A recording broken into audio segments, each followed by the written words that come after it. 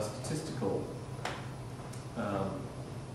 interpretations of scientific data is not a new dawn so far as the law is concerned.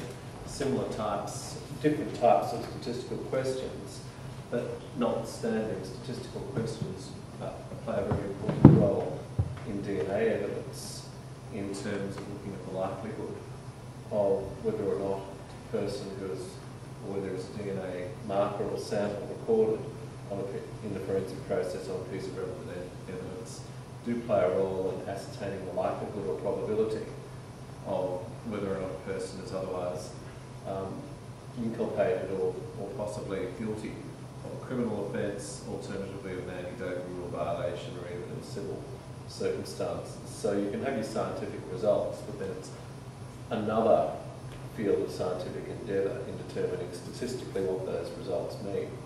And that's probably going to be fertile ground in this time of litigation, looking at biological passports as to you get a reading or you get a result, or what does that ultimately mean, and what is the probability of somebody doping? And this comes down to the right statistical questions that Michael asks. When you do a comparison, well, you're going to get this result if somebody dopes, you're not going to get this statistical result if somebody doesn't.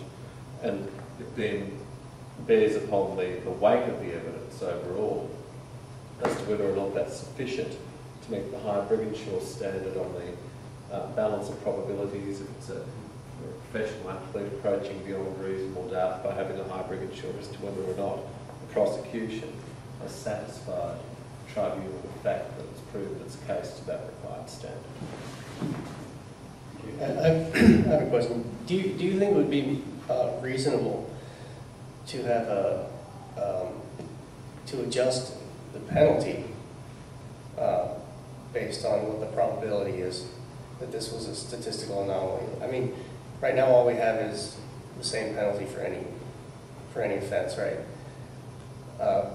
Wouldn't it be more easy for athletes to accept if there was a way to adjust the penalty, effectively, whatever it is, to account for the possibility that there was some other mistake that is almost impossible for an athlete to explain because they don't really have access to how the test was done, or for whatever reason, or for that matter, since no one's identifying what actually took place, and it's impossible to argue against that since you don't know what you're arguing against. Wouldn't it be better to have a scale of punishments rather than? Yeah, I think in my sort of introductory comments, I alluded to sort of the UCI and the way they're grabbing this passport concept. It's my opinion that the best application of the passport tool is for identifying suspicious variations. Now, at the moment, that's used to target athletes for conventional doping controls.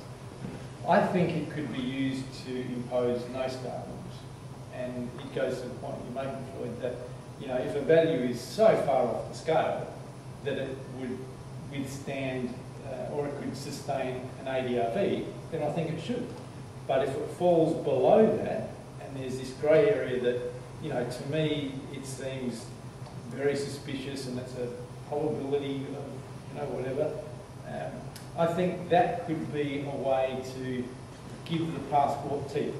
I think if I use an analogy, we took a screwdriver and we're trying to hammer nails into wood. I think if we use that same tool, but use it as a screwdriver, it will be more effective. Don't stop the possibility of using sanctions, but the reality is that when athletes are faced with an obstacle, they'll find a way around it.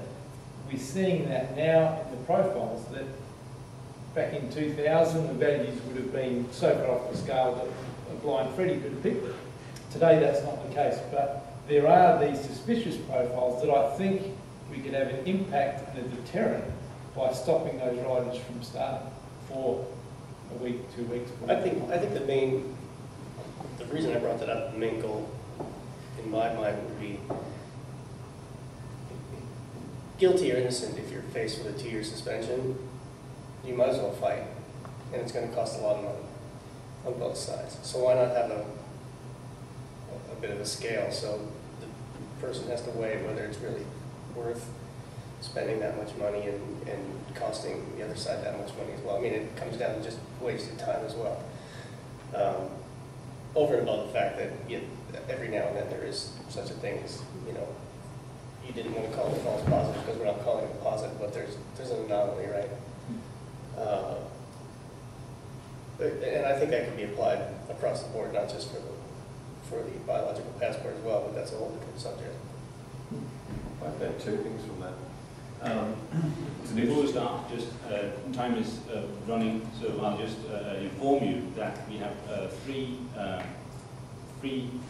questions in line, and after that we'll close. I'll be very quick.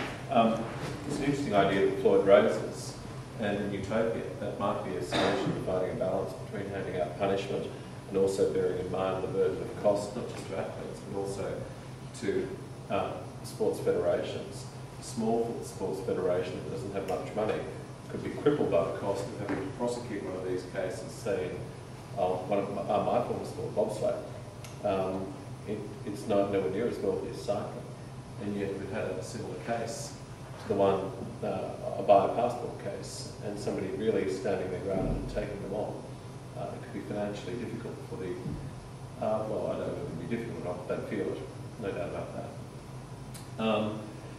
But the whole idea of plea bargaining in a doping case, it's an interesting concept, but I just, based upon my paper earlier, I can't see it happening because while Jacques Rogue is talking tough on drugs and John Fay and David Howden are quite happy to maintain this hard-line, zero-tolerance approach, it's just not going to fit with the overall policy rationale and WADA, especially if you take into account this additional policy thread, which was the subject of my paper, namely the influence of transnational sponsors and broadcasters.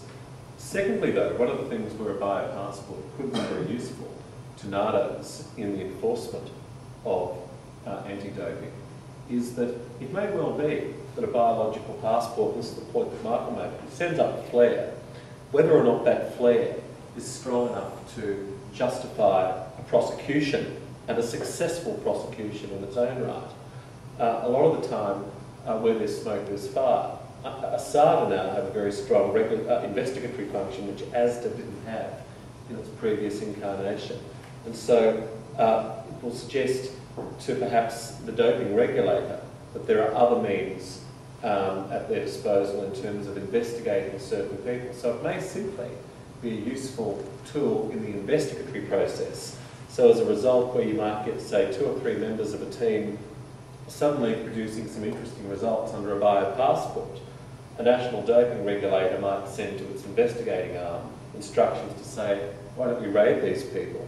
And effectively you have like a Festina-style raid, and suddenly, or an Austrian cross-country ski team, or Spanish cross-country ski team, 2002 type raid, where suddenly all of the additional material is uncovered. So one should look at the World Anti-Doping Code and these new means as a whole, and holistically, rather than separate as the only means by which you can prosecute an anti-doping rule violation.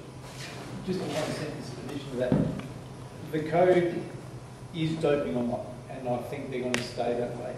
But it does allow sports to use this passport in whatever way they select it. So it's clearly, there's an avenue there if the UCI chose to adopt it. Yes. They can, as long as it's their rules. That's right. That impose it on state. And other sports are using it in those More similar methods. similar. Yeah, like